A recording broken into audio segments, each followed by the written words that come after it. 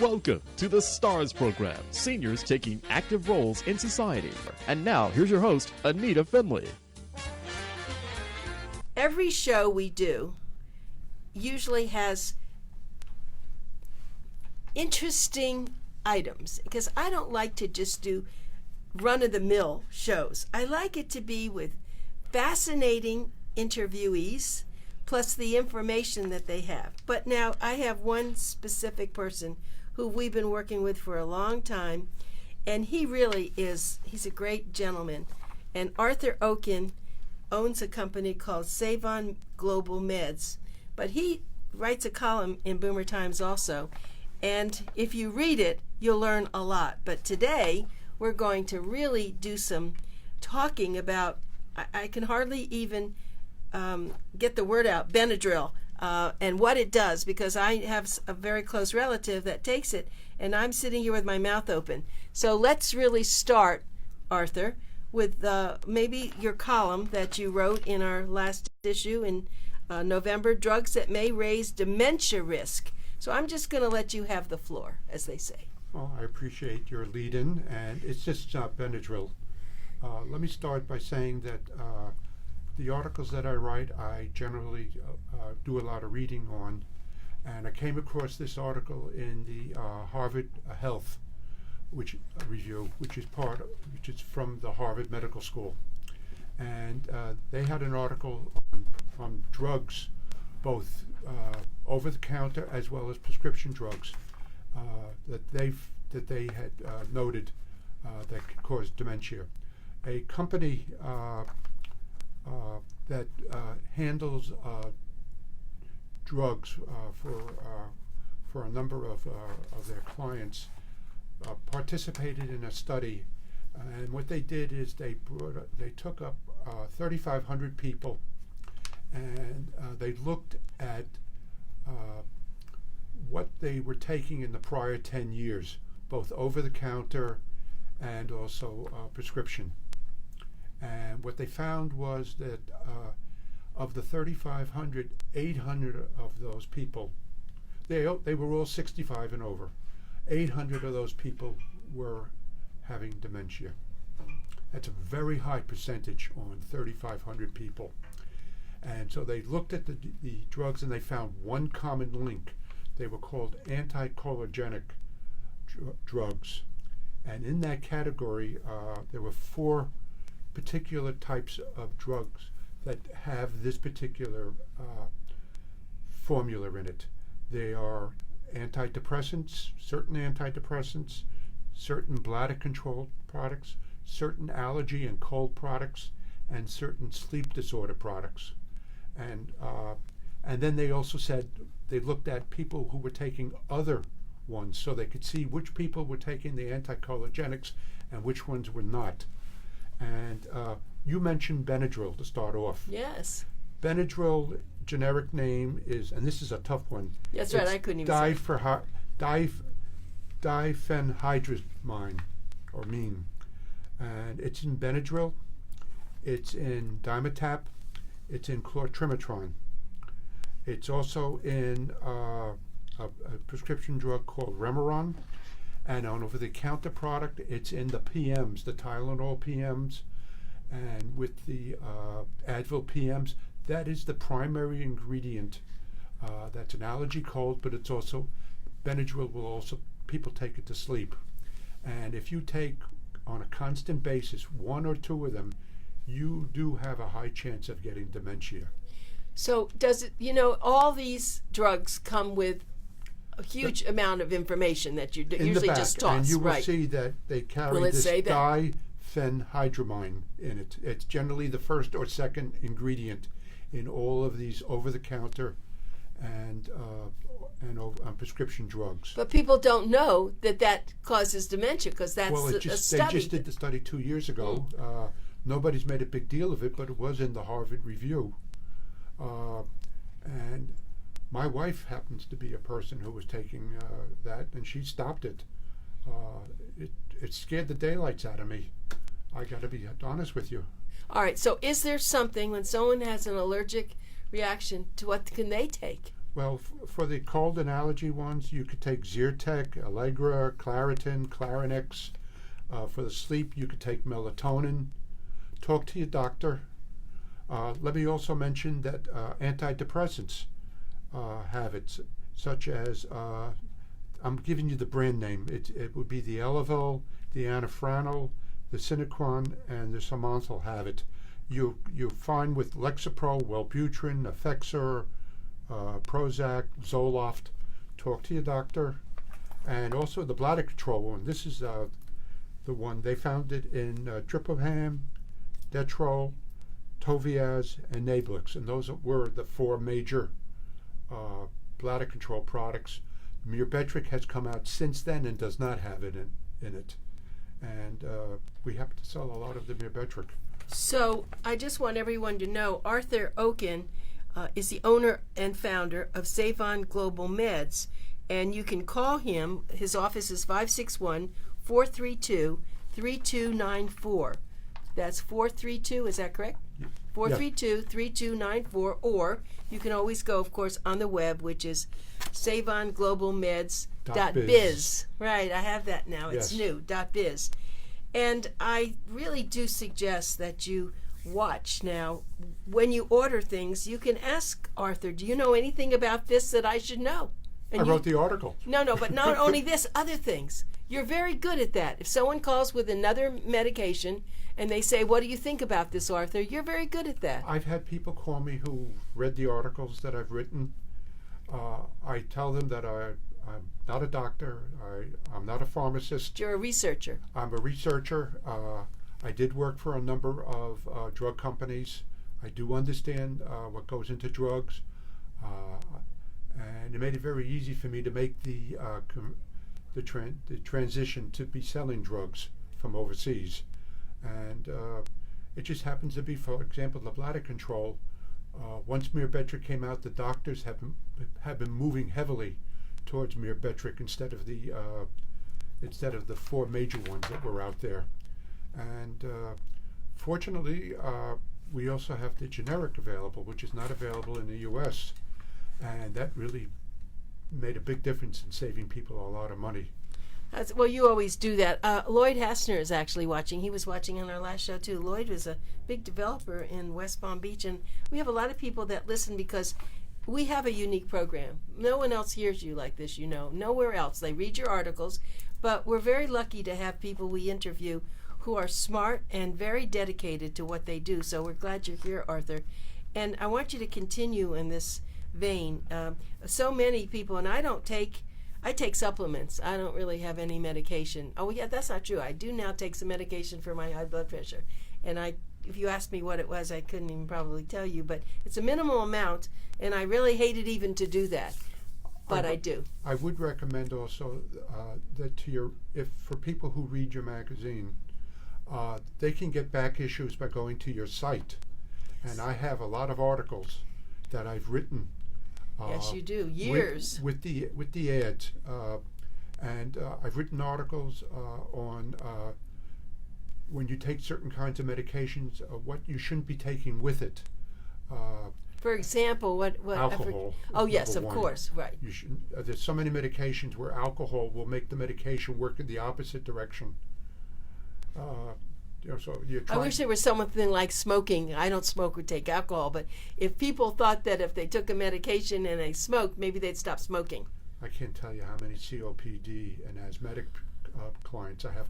You know that the bulk of my clients are seniors, and one of the major categories that I have are people who are on pulmonary medications, and it's scary. Because COPD is something that's not going to go away. So many of the medications for COPD are just you just can't afford them. It's just not. We got to do something about our medical system here in the U.S. Well, you've always felt that, and that's why you deal with. I would love to be out of business. Yeah, I'm serious about it. I would like to be out of business because we're able to get decent prices on our drugs here in the United States. You know that. I've always said that. I know you have, and it's been true. So my other question is, if people are on oxygen, can they get that through you, or that's not what you do? We only sell prescription drugs We don't sell anything that's controlled items. We don't sell any insulin, and so that's basically, and we don't sell insulin supplies. It's just basically tablets and inhalers and drops. So I have a new question. Do you sell any prescription medication for pets? Some, yes. Oh, we never talked about that before. I've had one person in 8 years call me. Well, but maybe they'd be cheaper, no? So I had a dog who had Cushing's disease, and I was always getting medication. I should have called you about it. He's now since passed away, but I didn't realize that. So Yes. there are meds. I don't list it. I just. But you could look it up and maybe get them, and it could be cheaper. Well, I had someone call us one time and said, "Can you get this medication?" I looked it up and I said, "Is it for your pet?" And I gave her a price. I really don't know how our prices compare to what you pay in the U.S. What I do is I look at a number of insurance plans. I take a look at what they charge. I know that our drugs are the ones that get into the tier 3, the tier 4, and the ones that are not covered. And that's where our prices. I try to keep our prices. Try to keep them a lot of times below what they would pay for insurance. If not, then what they do is when they go into the donut hole, where you have products. The scary thing is when you're in Medicare and you are on the Medicare drug plans, in 2020, what they do is the first tier is a deductible. The second tier is your normal tier where your insurance is covering most of your approved affirmatories and your generics. But what they do is when you get into that second tier, is they use the retail price, and if you hit $4,200 retail,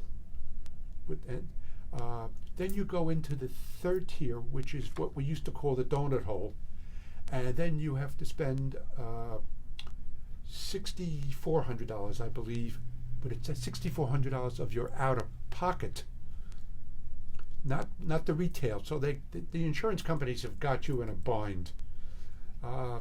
When they put together this Plan D, when George W. Bush was president, they said we have this drug plan, and it's great if you take low-cost generics. But unfortunately, as you get older, you're finding yourself starting to take. You're having a lot of problems, pulmonary problems. You have glaucoma. You have an awful lot of gastro problems, and your cancer products. You come up with those. That must be horrible to have to spend on cancer. Well, multiple sclerosis, all the types of these products. The prices are prohibitive for so many of these drugs, especially the gastro products. I have clients who take. They have pancreatic cancer, and they have to take something called Creon, which is an enzyme, and because they don't have the pancreas is not functioning anymore. So I have a client calls me up and says, "You have Creon listed on in your ad." I said, "Yes." He says, "Well, tell me about it." I said, "Well, I have about 24 clients who take it." And the person says, "You have 24 clients?" I says, "Do you know how expensive this Creon is? It's $141, because it's considered a tier 3. But if you take, if you have to take like 6 of them a day," I says, I can't "You're going to believe be you're spending telling me this. $3,000 out of pocket. At 25% of $3,000, you're going to be spending $750. It's unbelievable. Yeah, that's where we shine, and I know for a fact that we have the lowest prices anywhere on that, because I saw to it that cancer products, those kind of products. I talked to our pharmacy. We're a call center, and I talked to our pharmacy, and I says, "We can't do this to people," and with my discussion with them and everything. Good for you. We have a heart.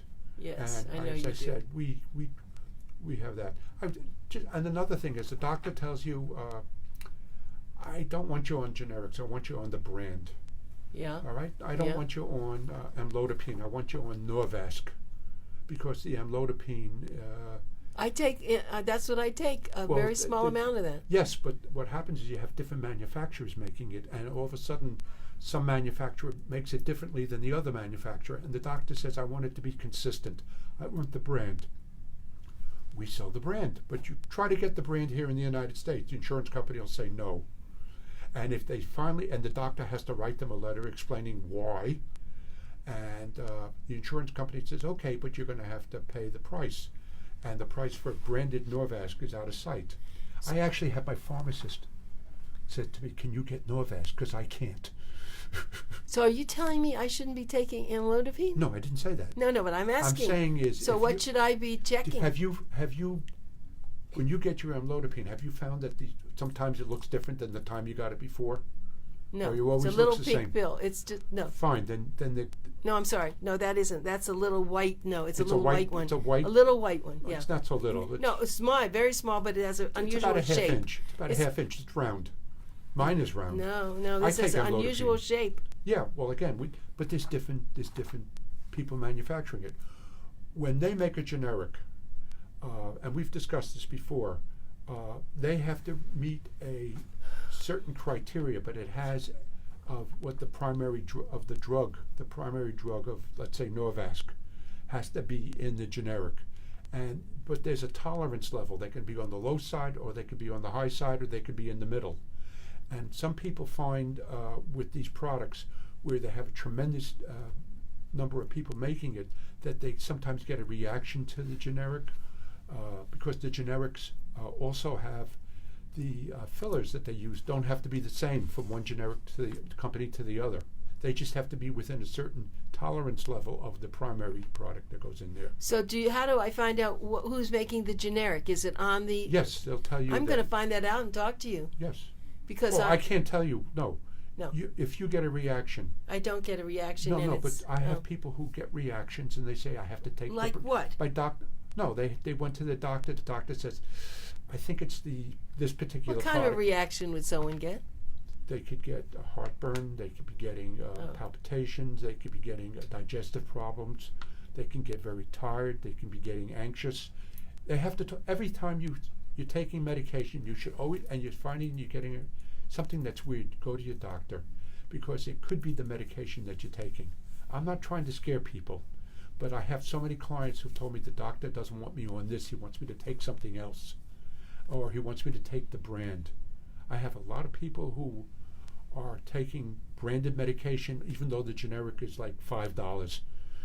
The doctor wants them on the brand because they want it to be a consistent medication. Boy, you're getting a lot of information today. Oh, it's fantastic information, right? But you are so smart. That's why I love when you come on the radio show. I mean, we started off, of course. I learned from my clients. I literally learn from my clients. See, because you talk. That's a nice thing. One of the things I do when I talk to a client, and I know that the product could be used for different reasons, I ask them, may I ask you why you're taking this medication? But when I do recommend a product to someone, I will always tell them, check with your doctor. Check with your doctor, because the one from overseas is a generic, and they don't make the generic here in the U.S. I just spoke to someone Saturday. She takes a product called Xifaxan. She has pneumonia in her lungs. Now, Xifaxan is treats infection in the lungs. But it's really usually only used for like a month to get rid of the infection. But some people have chronic infections in their lungs and they have to take the Xifaxan. Xifaxan, spelled with an X, sounds like a Z, will treat infections, chronic infections. But we have a generic that's made overseas, and so I tell them, talk to your doctor, because this particular woman was paying about $250, $275 for a month. I can't believe that. That's a lot of money. And let's see, I have Xifaxan right here for 3 months. I charge $275. She's paying $275 for the brand. I have the generic for 3 months for $275. I told her, talk to your doctor. All right, and and the brand and the generic name is with the brand on my ad. Absolutely amazing what you do. I mean, it is so nice. And you have people. You've been doing this for about 4 or 5 years, I think, or something yeah. like that. Yeah. So you have people who have been with you, and do you automatically order for them every? No. How does that no. work? They have to call us. And we generally will call people and remind them. As you know, I've had some personal problems in the past year, and unfortunately we've fallen off a little. But that's really what your system is. That you try We once. don't do automatics. We tell people that when you have a month's supply left, give us a call. Oh, so it's a month that you. Well, it takes anywhere from 2 to 4 weeks for the product to arrive, and some people it shows up in 2 weeks. Most people it shows up in 3. Depends where you live. It may take 4. It also depends on the time of the season. Right now, the mails are taking a little longer because we're getting more storms in Europe. And you get everything by mail. Everything comes through the mail, and everything mostly comes through Europe. So it's sent directly to their home. It's directly to their home. And you are the person, though, that takes the order. You have a prescription from them. You Well, take they could the talk order. to one of my ladies also. Yeah, but you take the order, I meant, and then you process it, and then it gets directly sent to them. Our pharmacy is in New Zealand. We found they had very decent prices. We used to work with Canadian pharmacy, and unfortunately, CanadaDrugs.com went out of business, and Yep. that was to me was the premier drug company in Canada. But you have to realize that Canada and New Zealand are both very small countries. Canada is enormous, but it has a very small population, and all that population lives right along the border. The rest of it, the country is almost destitute. It's wilderness and mountains. But again, so what we do is we get the information when we either get the prescriptions. The client sends a prescription to us. They have an order form they have to fill out one time. So our pharmacy they know what medications they're taking, and often they'll get back to me and say, tell your client that there's an interaction with the medication they're taking with the other medications. Wow. And that's a problem because today so many people see specialists. You walk into the doctor, you write out this whole list of medications you take, and then the doctor looks at you and says, what are you taking?